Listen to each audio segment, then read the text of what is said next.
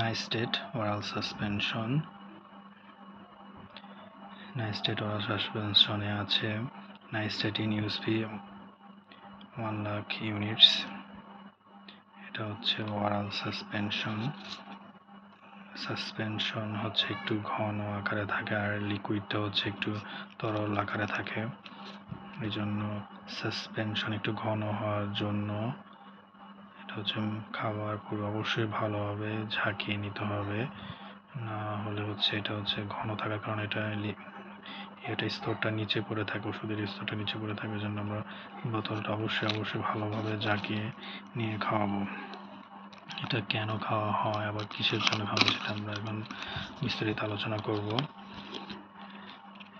এটা বাচ্চাদের হচ্ছে মুখের ঘা হয়ে থাকে, বাচ্চার মুখের ঘা হলে হচ্ছে ঠিকভাবে খেতে পারে না, তখন হচ্ছে খেতে চায় না, বা যে কোনো স্বাভাবিক খাবারটা রেগুলার খাচ্ছে তখন তারা খেতে চাচ্ছে না।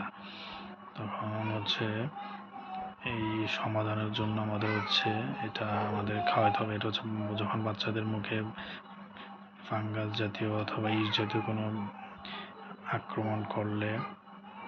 জীবাণু আক্রমণ করলে তখন হচ্ছে এটা মুখে একটা ঘা রাখার মতন হয়ে যায়, তখন বাচ্চাদের রুচিটা, মুখের স্বাদটা চলে যায়।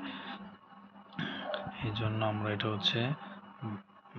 এটা বাচ্চারা খেয়ে থাকে। আর অবশ্যই পরিচিত চিকিৎসকের পরামর্শ অনুযায়ী আমরা ওষুধ খেয়ে থাকবো। এখানে একটা ড্রপ দেওয়া আছে, এই ড্রপের মাধ্যমে আমরা খাওয়াতে পারবো বাচ্চাদের। এখানে হচ্ছে 1 ml করে দিনে 2 বার, অথবা এটা হচ্ছে বাচ্চার কন্ডিশন অনুযায়ী 1 থেকে 4 বার মতন খাওয়ানো যেতে পারে।